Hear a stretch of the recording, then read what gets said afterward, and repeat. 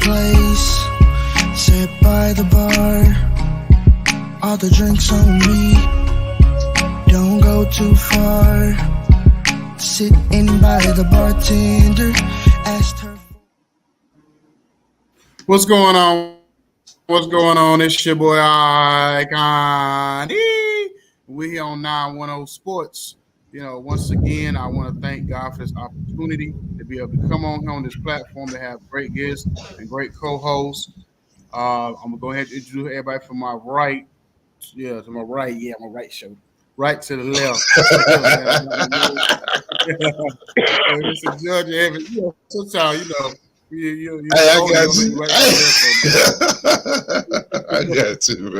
I'll introduce my man, Mr. Georgia Everything himself in the building. Steve O, what's going on, fam? Not much, man.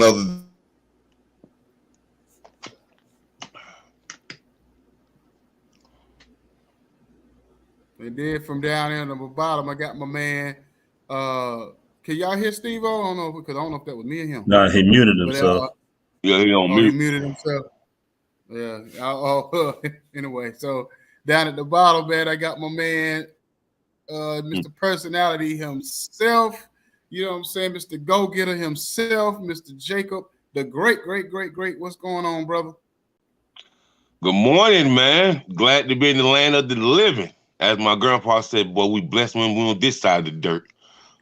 So I'm glad to be on this side of the dirt, man. Praise to the Most High, and want to thank our wonderful guests for coming on, man, and taking the time to chop it up so we can learn more about his backstory. Because before there's glory, there's definitely a backstory. You know what I mean? Mm-hmm. And so even with the coaches, it's a lot of tears and snares and pulls and struggles and trials and tribulations that being a great coach, and the coaches go through a lot that goes unnoticed, and people don't really understand, because a coach is a minister, he's a counselor, he's a father figure, he's a best friend, all the above, man. So we're just glad to be here this morning, man, and we're gonna chop it up about some business. Yes, sir. Yeah. Okay. All right. Well, let's go ahead and get this thing started. All right, man. Today, man, we have in the building, and I'm super excited, man, that Mr. Coach Garden Holley took the time out to come through and talk with us about his career. Defensive line coach, special teams coordinator, recruiting coordinator. He's even touched, overseas and coached in American football in Germany, as they say, so he's been all around the world, and he has those international coaching skills as well. So when you can coach internationally, that's a whole different level of coaching that, that you did, that you taught, and it makes people look at you and look at your resume. You're really different. So, welcome to the 901 Sports Podcast. Coach Holley, how you doing, man? I'm great, man. It's a great morning up here in Waukesha. We got about 4 to 6 inches of snow yesterday, so wow.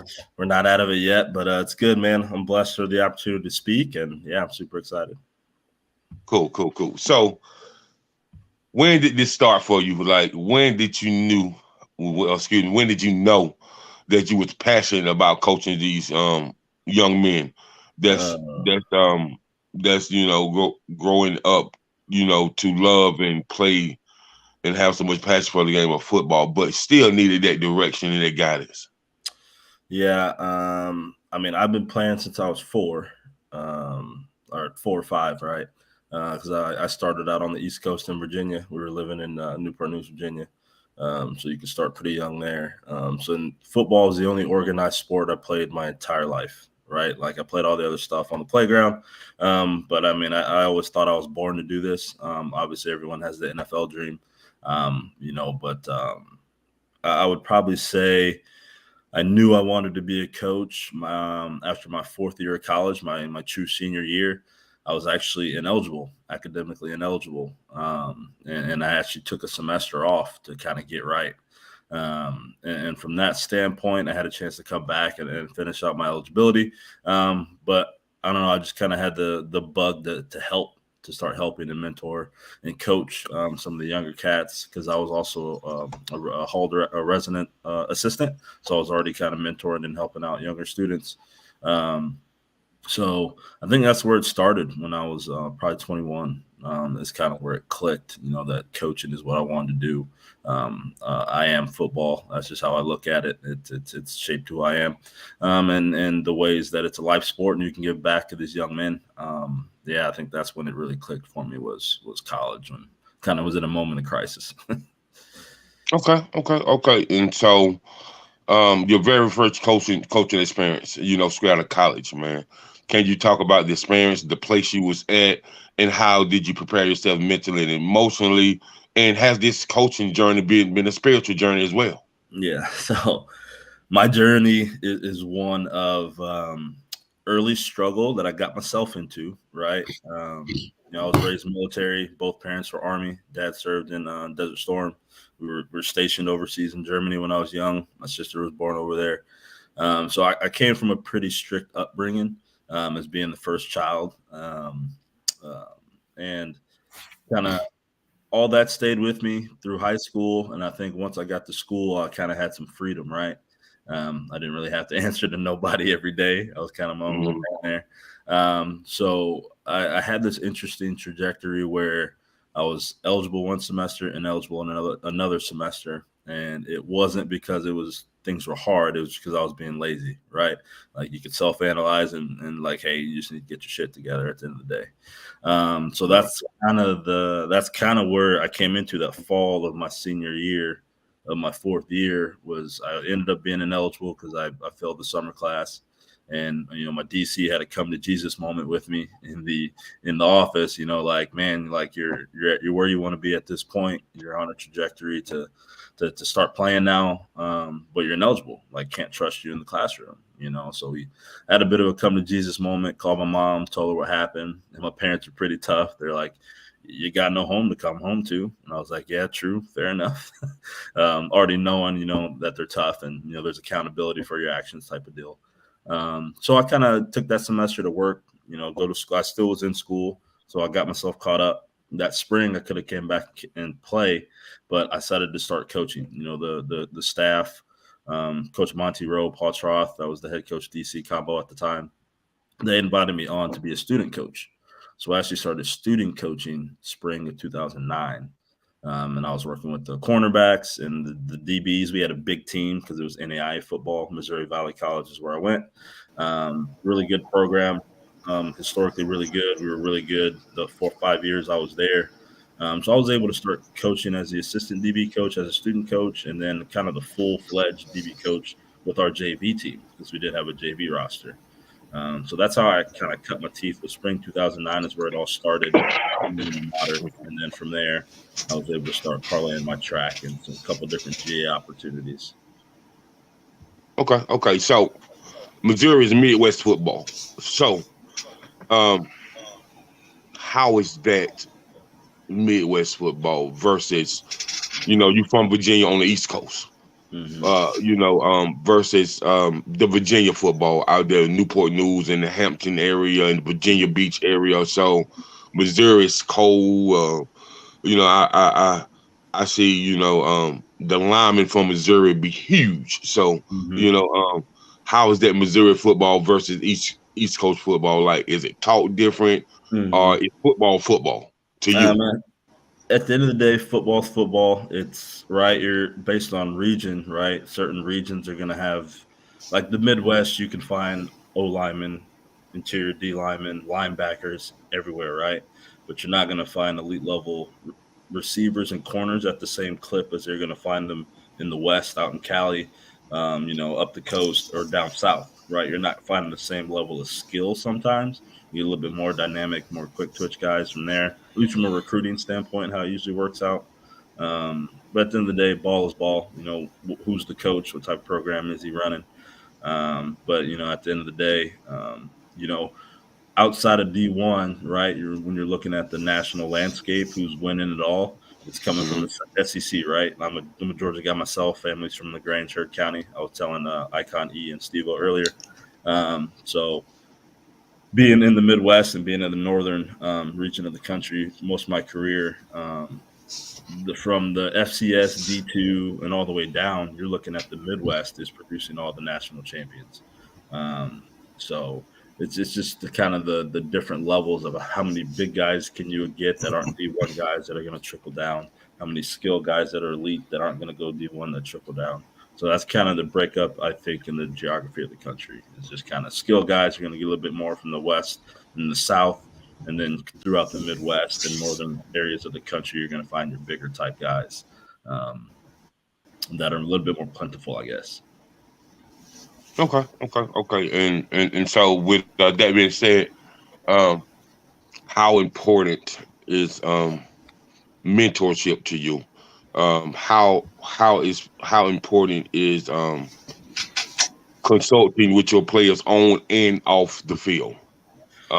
Because that takes a factor on what type of player you get when they come there and what type of player they become when they leave your program. So, what is your take on that as well?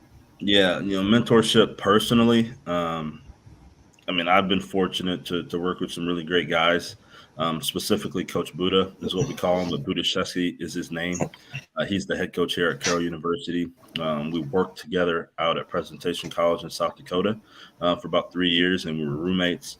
And in terms of mentorship, he's been an awesome mentor for me personally, as I was a young coach when I joined that staff originally.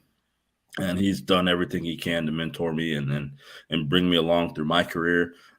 He's the big reason that I'm here at Carroll now. He finally became a head coach 3 years ago. And, I was in the first group of calls that he had for people to come join the staff. So, having a good mentor like that, James Craig was the head coach that brought me out to Germany. I worked under him as a graduate assistant at Peru State. So I've had several good mentors in my career. And just me in general, when we recruit young men and talk to young men, as we bring them in to our family, we talk, or at least I talked about for sure, is I'm not here to be your dad. I'm not here to be a dictator. I'm here to be a big brother, if anything. Right. I've experienced a lot of life, a lot of good and bad in life, a lot of fun in life. So, I can guide you in a lot of different directions. There's not a lot that you're going to go through that I probably haven't already gone through. And that's on and off the field. So, I'm here to be a big brother, if anything. I'm going to love you up. We're not afraid to tell our players that we love them, right? Like that's a thing that can be difficult for men to do. But, I tell my players I love them. We tell our players that we love them. We push that. And if they need a kick in the butt, they're going to get a kick in the butt. But at the end of the day, our goal is for them to walk across that stage with a job in one hand and a degree in another.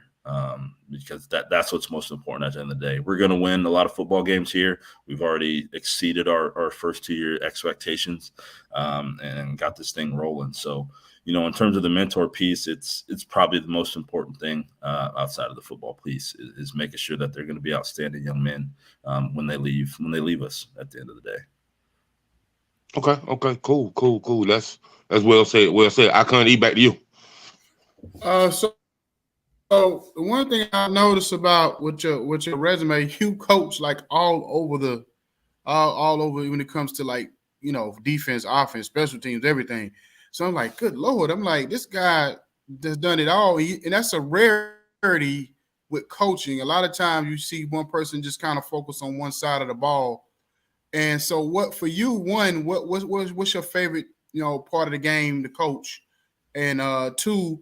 Well, I'm gonna ask that question. I asked that question first. What's your favorite part of the game to coach?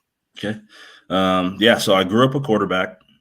So having grown up in Newport News, I was growing up in the Mike Vick days, right? So when I was finishing, kind of hitting the middle to end of my youth career, I was in the Mike Vick era, right, of young black youth quarterbacks, right? So obviously you watch Warren Moon, you watch Randall Cunningham, you watch some of the other greats growing up, but the electricity that Michael Vick brought and or just having been in Newport News where he's from. He went to Warwick High School. That was the track that I was on to go to Warwick High School, right? So that was your idol, went to the camp. So I grew up a quarterback. And then when we moved to Wisconsin in 7th grade, I was still playing quarterback. I always kind of played both ways, but I was a quarterback, as how I kind of ID'd myself from a football standpoint. And then we left Wisconsin to go to Missouri, where my dad's from, Independence, Missouri, just outside of Kansas City. And I just happened to go to a school, where the quarterback dream I just wasn't going to be a quarterback there, if you want to say it that way. Good dudes, good coaches, right? But that just wasn't going to be a thing, right? So I always played both ways. And so I ended up, playing on the defensive side of the ball a little bit more after that. So that was my sophomore year when I kind of became primary defensive guy. So DB is what I kind of majored in at first, especially coaching, right? Played it through high school, played it in the college.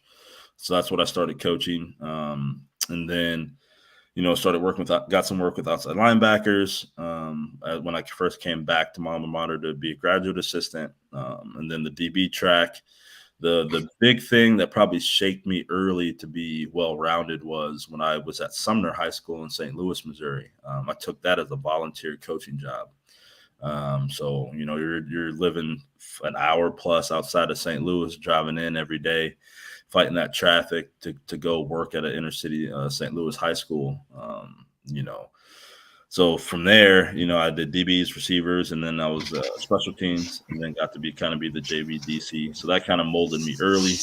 And then Europe is where, I just kind of got to be my own man. James Craig, the head coach at the time, just kind of let me have free reign. So when you become a DC, you got to learn everything, right? You can't coach a full defense and not know how to coach every position in that defense.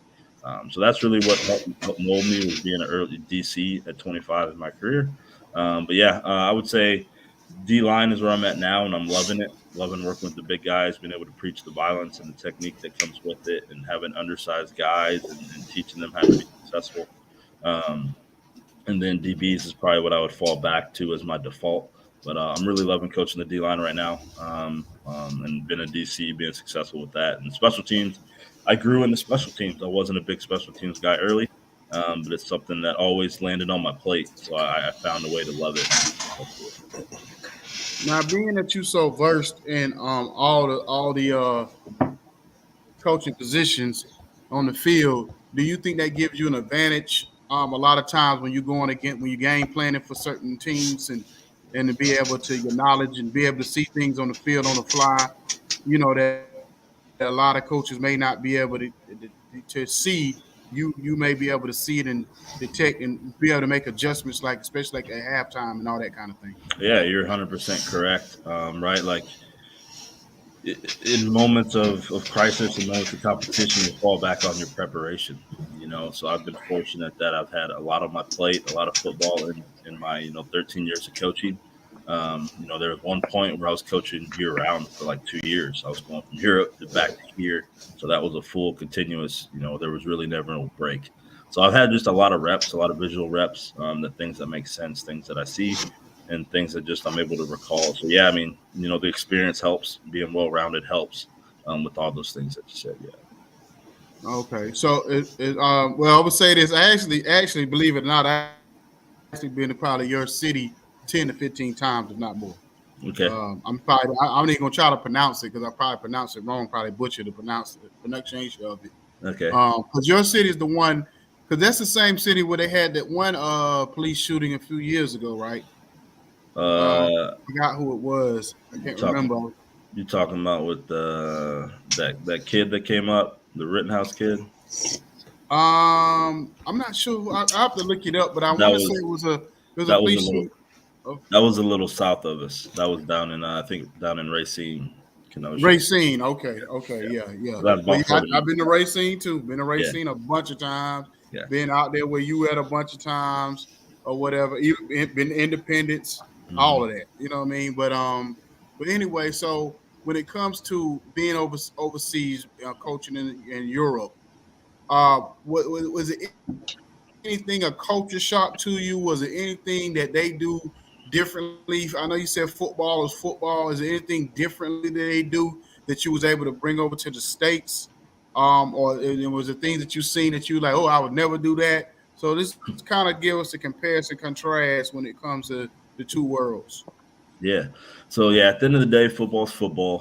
Football specifically in Germany has been going on at the time. I think it was 2018 season. I think that was like the 40th anniversary of our club. So it's been over there 40 to 50 years. Started with the Air Force bases, so they've been playing football a long time in Europe, Japan, China. It's really big in Mexico now. Brazil is huge now.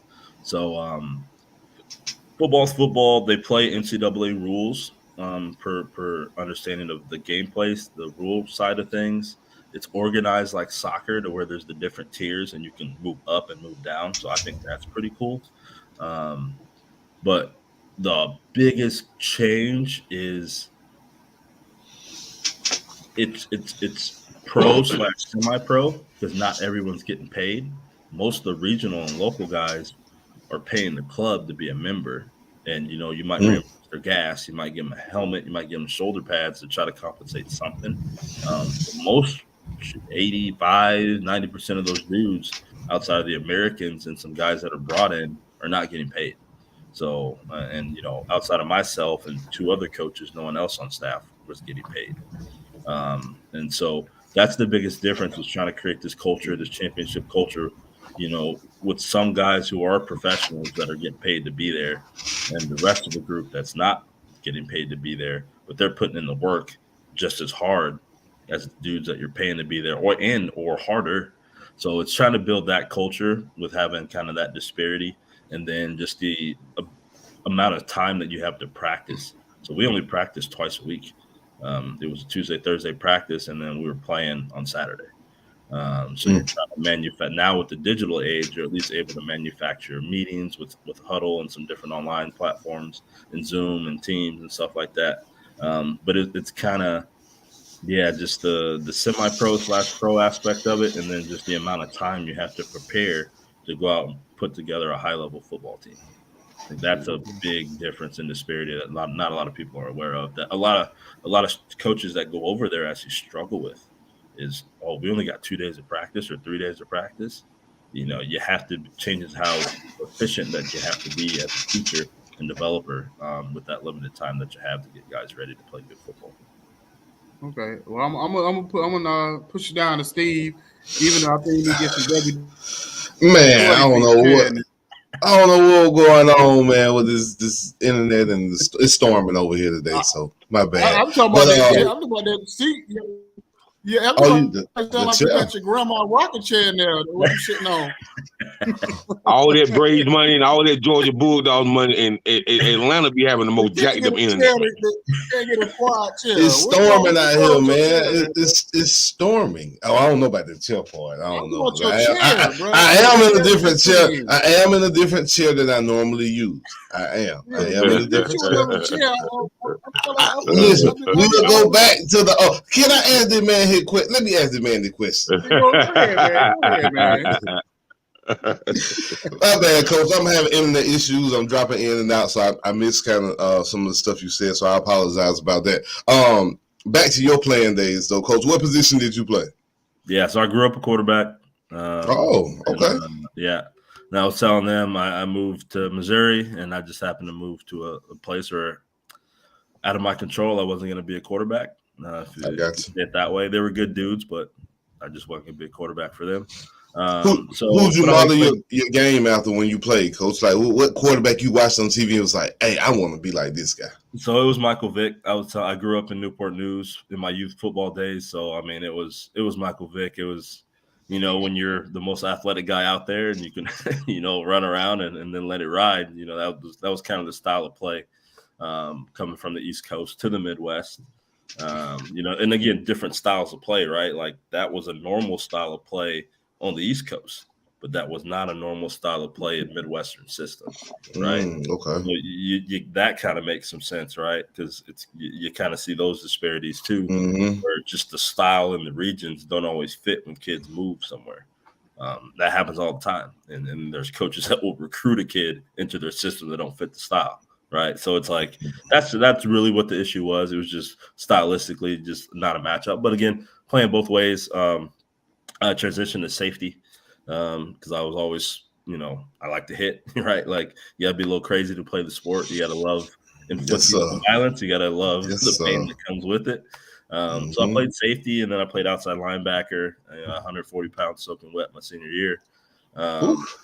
140-pound outside linebacker. You like to hit things, right? Like, it was what it was, But and then moved to college.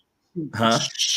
I said you had to be all muscled in. You were 140 pounds. Well, I mean, I wasn't all muscle. I was by the graduation of college, but yeah, man. And then went to college. Walked in the door. Saw the safeties that we had in the room. They're all 6 foot plus. We had a 6'4" brother from Florida who was a freak. We had a 6'3" dude from Hawaii who was a freak. And I was just kind of like writing on the wall, right? Like, yeah, it could be a minute if I stay in the safety room. So moved to corner, learned how to play corner. And that's kind of was the trajectory. So quarterback to DB is kind of the real playing experience. All right, so we normally ask. Well, I normally ask this question. Now, I've asked DBs a few times, but I'm gonna ask quarterbacks. So, if you give me your Mount Rushmore quarterbacks, your top 4 all time, you only get 4 spots to choose. Now, Michael Vick got one of them. Who are your other 3? I ain't gonna take up Michael Vick. Whoever you want. Yeah, I've never been one of those guys that keeps a top list because once I get to be put on the spot, I go blank. You got your Tom Brady's of the world. Yeah. You got your Michael Vick, your Randall Cunninghams. Who am I missing, Jacob? Your Tony Romo's of the world. Well, I mean, that's your list. We had some. I'm just trying to help him out. Just throw some names out there. Joe Montana, Dan Marino. You got people like that. Yeah. I mean, I'm a Chiefs guy too, so obviously, I'm gonna just jump on it. Say Pat Mahomes will go down as one of the greats. Michael Vick from being young. He already That too. Michael Vick, Pat Mahomes. Probably Warren Moon. That was someone idolized growing up. We'll never hear that one, Jacob. We'll never hear Warren Moon. Put it to you like this: if TD can be considered one of the greats, then Patrick Mahomes considered to be top 5 because TD played what 7 years? What TD you talking about? Terrell Davis. He considered one of them top running backs ever, and he only played really only played like 3 years of high level football. In whose eyes? Not in mine. His postseason. A lot of people. I'm just saying. They do. A lot of people do have him up there because of his postseason success. Why do you think he in the Hall of Fame? Because a lot of people got TD up there. It's true. Because it's easy to get in the NFL Hall of Fame. It ain't hard. It ain't that hard to get in the NFL Hall of Fame, man. Stop, man. Yeah, nowadays it ain't. It used to be a little bit, but nowadays it ain't. But what you got, Coach? You got 2 more. You got 2 more spots, Coach. I think I got 3. What you got 3? Yeah, you gave me 3. You got 1 more. I got 1 more. Probably Doug Williams. Oh wow. Okay, I like that. I like that one. But we need a first time. But because I tell you what, I've heard Doug Williams as being a great quarterback, never top 5. But so that's the first time. Yeah, you kind of just look at resume, and I don't know. I think pioneership, people take that for granted. Yeah, you're right. That's one thing, but to change the game, and that's another. But and I can see why you picked Doug because a lot of people don't, like you said, Icon. But Doug did at an elite level when nobody was checking for a black quarterback. Because when he played for Tampa, nobody was talking about a black quarterback. But they used to always mention his stats every now and win. Not even then, every now and win. Yeah. So for Doug to even come out of college in that era and start for Tampa was a big deal. Yes. Then to break your leg and, gut it out and come on, that. He made it possible for the Randy Cunninghams and the Michael Vicks and the and the Steve McNair. He made it possible for all of those other quarterbacks behind you. You're right. He do not get his credit. Yeah. So great list, Coach. Great list. But that was it. Like I said, I miss so much, man. I don't want to have you go back or ask you something you've already been asked. So I apologize about the weather being crazy today. You did say you were a UGA fan, Coach. You think we can three-peat this year? We'll see who makes it out of spring ball. We'll see who makes it out of fall camp. I usually don't do predictions till those two things have happened. You gotta know how strong the team is. Obviously, in Kirby, we trust. Yes, sir. So, man, I don't see. I mean, who's, obviously, we're on the easier side of the SEC bracket. Definitely. But at this point, we got Alabama's number. We'll see how strong LSU is, right? Yeah, they keep talking up LSU, but I just don't trust Brian Kelly personally. But Coach, I can't agree with you on one part. Y'all don't necessarily have Alabama's number. Y'all only really beat them once. Y'all avoided them last year. So y'all don't really have their number. Your number means you beat them when you play them. You've only beat them once. The last 10 years. Speaking of that, Icon, Coach, I'm grateful that you're on this podcast, man. But when we talking about in Kirby we trust, man, listen, man, his resume ain't extensive enough for you to trust him just yet. But why not? One national championship. He got two. He got two. What do you mean? He won back to back. Listen. That second national championship, you could have put together a pot water team and beat them, Coach. No, for real. What they did to TCU was systematic destruction.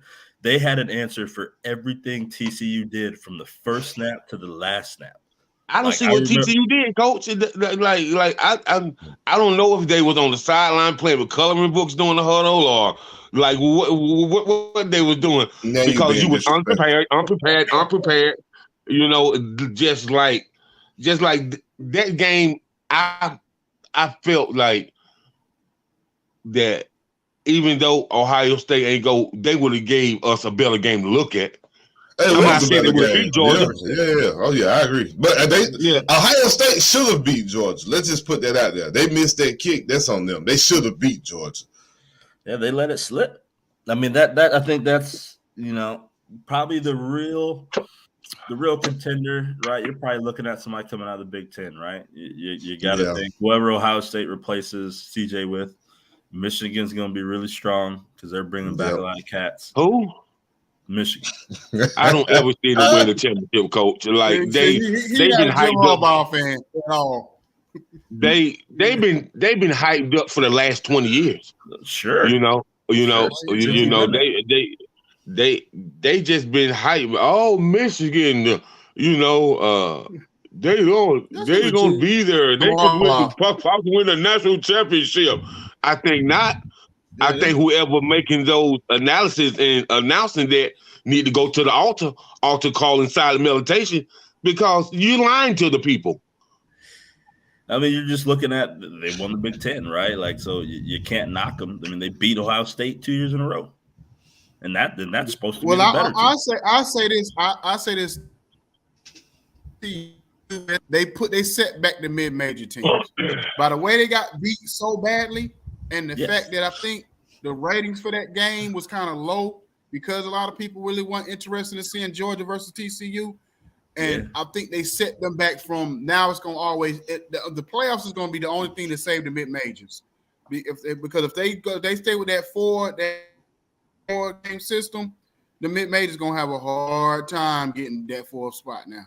Yeah, they're done with the 4-game season as of 2024. So maybe this next year, those teams are definitely screwed going into this next round of it. But after that, the door will still be open for them. But TCU, they hurt that. Yeah, man, them not nothing getting out coached that hurt the rest of those teams that are in that category. Glad trash, Coach. TCU nickname for me is Glad Trash Bags. Trash, Coach. Coach. when they have teams like TCU and Cincinnati, oh yeah, they can make a Cinderella team can win. Win what? Win what? No, man. They don't. I don't feel like the competitive play. They don't have that elite, with a lot of those teams, man. And I just feel like, Georgia players was that much better than TCU. Like it was. It showed you. It's like they ran circles around them, man. Yeah. I mean, at the end of the day, I think up front defensively, no one was messing with Georgia, right? Like that was a big disparity that affects a lot because TCU was the fastest team in college football last year. They had the most team speed. So, right, Georgia really only had old boy who finally got healthy, and he had played 2-3 games or his first game back, right? That took the roof off that one kid twice.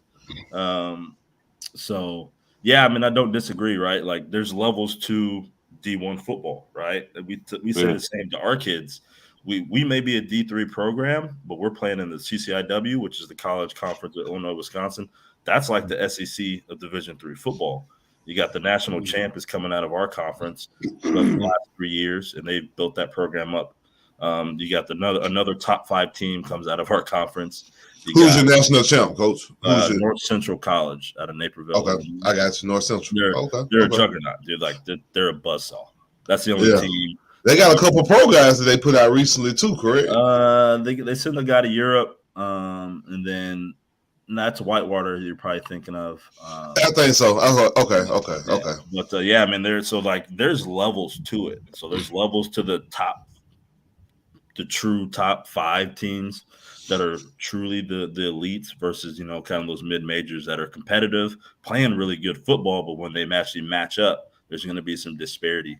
Let me ask you a question. Especially being a black coach and playing like in that Midwest region, we know that's probably predominantly, Caucasian area and all that kind of stuff. So you coach so many positions on the field. It seemed like to me, maybe I'm missing something. Seemed like to me you should be on somebody's Division I, coaching staff or NFL. So what do you think what's missing, or is it the program? Is it the programs you're at, or what you feel like it's holding you back? Right. So it is a saturated market. Coaching has always been an old boy network, right? Like it's who you know at the end of the day. To be honest with you, me being a small college player, I'm not the son of any great coach or athlete. I wasn't a big time player that has a name that comes with it. But at the end of the day, it's all about who you know. So everywhere I've been outside of the job I had in Finland, someone knew someone on the other staff. Mm-hmm. So I've really only interviewed for 2 jobs my whole career. Everything has been, you got to hire this guy, right? So it's all about who you know. And I have connections. I got a buddy at Penn State, and he's reached out to me a couple times, about if I'd be interested in joining that staff. But I have a family now, 3-year-old son, and I'm just in a different phase of life, right, where I'm not trying to jump and take jobs, right? I'm at a great place. I'm with my boys, coaching here, so and we could do something really great here really soon. So in general, though, it's just all about who you know and the connections that you make, and when a door opens, where are you at in life to be able to take that opportunity? This is what I try to preach to my kids. You never know when opportunity is going to happen. You just have to try to be consistent in the work that you do, be great in the work that you do, and be undeniable at the end of the day. Because when your resume speaks for itself and the references speak for themselves, usually a lot of opportunities will open up for you. So obviously D1 is kind of the dream. Like if Kirby called me, like today, I probably have a we're moving to Athens type of deal. Yes, sir. But obviously, I've had other coaches reach out already in my 2 years here, asking to join their staff. And I'm like, no, I'm happy here. I'm not in a place in life where, I would take another move like that. I'm trying to be settled for a bit unless the truly right opportunity that I can't turn down for my family comes open. So, but yeah, it's just networking. Okay. I was just curious. I was just definitely curious because I was just like, yo, we've had a few coaches on here, and I've never seen nobody resume as extensive as yours Mm. when it comes to Ooh, boy, look at here. every. As they say, man, he got a resume. Boy, look at here, man, coach. I can tell you this right here, boy. You've been putting that work in. You know how how Akon say, I'm out here grinding. Yeah, I mean that's just what it is, right? You're trying to be better than the day before, trying to be consistent, and then yeah, just being the best you can. Because again, if I'm being the best I can for myself, that's going to trickle to my wife, trickle to my son who I'm trying to bring up in this world, to my little brothers, my players, right? It trickles down to them, the rest of the staff. Like you're just trying to be infectious as best you can when you don't make it about yourself. You're right. Like I'm trying to be better for myself, but my actions are for everyone else at the end of the day. Right. And then if something opens. If it don't, it don't. Like I'm happy where I am and being present, right? This is what I tell a lot of young coaches that want to move up, that want to be D1, that want to be in the NFL. I'm like, bro, be present where you are. If you're not focused on being the best you can where you are, and you're just trying to jump the ladder all the time, like, well, how much real experience are you getting? You're going into a new system every year. You're not truly earning new roles and new opportunities.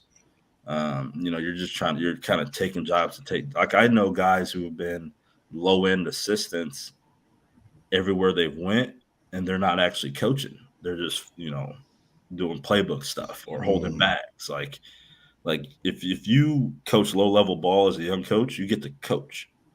If you try to be a GA and a quality control guy or an intern at the D1 level, you might just be a playbook guy or a stat guy or holding bags. You know what I mean? You don't necessarily get to coach. Mm. You might be third or second underneath the actual assistant coach or coordinator, and you're not actually coaching. It looks great on your resume that you were at so-and-so big school and you got so-and-so's name on your resume, but how much true coaching experience do you have? Mm-hmm. Right. And then coaching smaller ball, the relationships that you develop are different. There's not billions of dollars that are rolling into the D1 life, right? To where it's really cutthroat. They don't give you, 4 to 5 years to take a shitty program and make them competitive. They want that done in a year or two. When you're like, dude, you're giving me shit and expecting a diamond. Like it don't work like that. So yeah, there's just some of those things. Coach, I did have, I got one more for him. Okay. Coach, I know with the increase of the transfer portal rules and now kids are able to go and transfer here, have you guys seen a trickle-down effect in the D3 world where you guys have seen the caliber of athlete that are available to you now start to trickle down or come out? They're not getting those offers anymore from the Alabamas and the TCUs. So now the D2 has to go to the kid. That means the kids that were going D2 now become D3. So have you guys seen a trickle down effect with the transfer portal from a recruiting standpoint? Yeah, Steve, you hit that right on the head. I've been telling people this for 2 years now since I came back to the U.S. and got back in the recruiting aspect from here. Oh, without a doubt. Right, colleges are taking dudes who've been at another school for a year or two, 3, 4 grad transfer over high school kids. So and then again, right, it trickles down to FCS, which trickles down to D2. It hits NAI, it hits us. So yeah, I mean, we got the number one linebacker in the state of Wisconsin 2 classes ago. He was freshman newcomer of the year this year in our conference. He was starting linebacker for us. How often does a linebacker of the year in a state play D3 football? How often? Very rare. Coach, if you're number one at your position, you're typically going to at least go D1. TCU, the Alabamas of the world, right. New Mexico State. Somebody's gonna come get you, right? So yeah. So, and obviously we have a great business program, the health sciences. If I could plug Carroll University, we're big on the health sciences, nursing, PT, OT, all those things. We recruit nationally, so any young cats or families of young cats watching this, hit me up. So the trickle down really has happened. There's a lot of high level kids who end up still being out there, and then small college football. It's given us more opportunity to get out there in front of them and get them to understand that it's D3, but you're playing elite level football if you're playing in our conference. You're not, when we play teams out of other conferences and we run them out the door by 70, right? Or the best team in our conference is just buzzsawing everybody they play in the playoffs like it's not even competition, right? It's like there's levels to it. And we play at an incredibly high level of football. We're coaching an incredibly high level of football. And each year we're bringing in more higher level recruits. We have scholarship dudes on our roster. Excuse me. We do. We truly do, And we got some guys who passed up scholarships to be here, because, again, the private school stigma, we have a price tag of $48,200. That's our overall room board tuition. Don't nobody nobody pay that. Right? The average out of pocket's more like 10 to 16. There's some people paying under 5, right? There's some people paying 50. Yeah. Don't nobody pay the sticker price. So this is like kids. There's so many places you can go to school, private school, D3, NAI ball, great options. No one ever pays the sticker price. So, Coach, let me ask you this: is your college, was it started under like because I know a lot of college that was started under that Christian aura, just like in the South, college that's represented by Southern Baptists. Yep. They kick it high. You know what I mean? And I know like in the Midwest, college that's represented by any type of church, religion, organization, those tickets are extremely higher than what we call just a public college that was represented by the state, or a public college just under the nonprofit 501c13 law. You know what I mean? So those private colleges are kind of pricey. You know what I mean?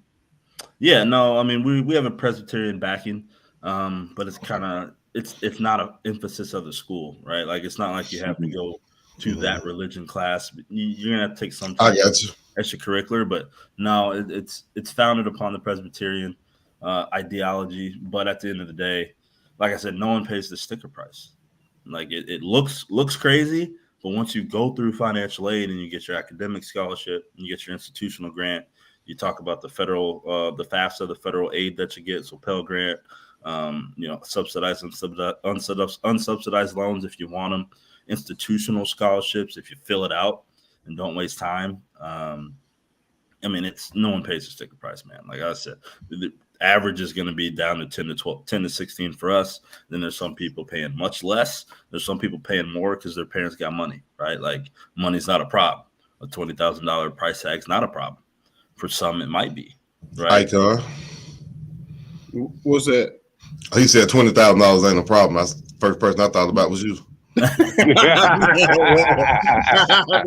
Right. Trust me, as a recruiter, sometimes I'll get their package. I call them. I'm like, hey, man, you see your financial aid package? They're like, yeah. I'm like, do we need to talk about it? What's it look like? And then you hear mom and dad in the background. It's all good. I'm like, are you sure? They're like, yeah. I'm like, all right, giddy up. Let's go. Like, that's Icon. Some people it's like that, though. Some people it's not. And we have great institutional scholarships that they can apply for. We had a minority social economic based one that, got kids real nice. Again, to be diverse, to open the, our school is really big on diversity.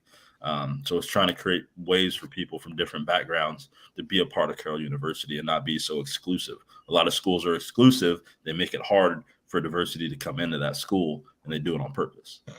I got you. I know we're against the clock. I know we're on time, Icon. I know we got to get out of here. Coach, you from LaGrange. LaGrange High School calls you and say, hey, we need a new head coach. Are you going to take that job, or are you looking for something a little bit bigger? Yep, I put you on the spot. At this stage of my life, I'm looking for anything. I'm not looking for anything. Again, I'm coaching. The head coach is one of my best friends in the profession. The DC, we also were in South Dakota together, so we work hand in hand. So we're kind of a family as a staff, and we're all got kids in the same age range. So I got you. I'm not looking to go nowhere. But yeah, high school ball. I'm not looking to coach high school ball. I think. Okay. I'd probably get physical with a parent or something. Hey, listen, them parents are something different. When it comes to rec, middle school and high school, you got to deal with the parent just like you're dealing with the kid. I totally agree with you. Yeah, so I don't have the patience for that. You know, your Make kids you put hands on them. Make you put some hands on them. Make you lose all your religion. What little bit you got left? You know, I mean, it's just, you know, why isn't Jimmy playing? I don't know. You know, you come to practice and watch. Why is he never on Jimmy time? Playing? Yeah, have you seen Jimmy practice? Yeah, can you tell me why he's never on time? You know what I mean? Like, you know, I got you, Coach. I got you. Yeah. I ain't got the patience for all that. Can you tell me, Jimmy, why Jimmy move like he got two left feet? Stop. Yeah. Well, why don't he know left from right? Like I don't know. Like, you tell me. Like, you raised him. I got him for 3 hours. Want him to be a running back, but he eating Twinkies every day. Yeah. You know. Y'all crazy, man. Well, Coach, man, I appreciate you, man. Thank you so much, man. I appreciate you answering the questions and taking the time to get up with us this morning and come on here and kick it with us and put up with our mess. Yeah, anytime. I appreciate it. I greatly appreciate it. All right, so tell everybody where they can find you, where they can look you up, and if they want to reach out to you about getting recruited or coming down there and getting some of that good education. So tell everybody where they can find you at. So you can find me on Twitter at Coach Holley, HOLLEYCU. You'll see a pretty picture of my ugly mug up there. And then you can email me at gholley@Carroll, CARROLL.edu or u.edu. So. Oh yeah, and stay warm out there too. Like I said, I've been out there. I've been out there, South Dakota, North Dakota. Yeah. I done been all them places, man. So I already know how it is this time of year. We straight. I know it's good though. This is the last snow we'll get. Once Easter hits, we're good. Yeah, Icon, you heard that man recruited. He's recruiting right now. Icon, he's recruiting. You sit here talking about how bad the weather is and folks don't want to come over here. Man, don't matter. See, the cool part, the coldest time of the year up here, the kids are gone on spring break. Oh, there you go. Not spring break, but winter break. I get to say, people know before they can get there. They know Wisconsin and all out there. He trying to get some of that South Florida speed up there in the Midwest, and you talking about how cold it is. You know those South Florida kids ain't going for that. They try it. Usually then they're on the bus. All right, man. Y'all have a good and blessed weekend. See y'all next week. You know what I'm saying? It's 910 Sports. Everybody have a good weekend. All right. Take care. Thank you. Peace. I walked in the place, sat by the bar, all the drinks on me, don't go too far, sitting by the bartender.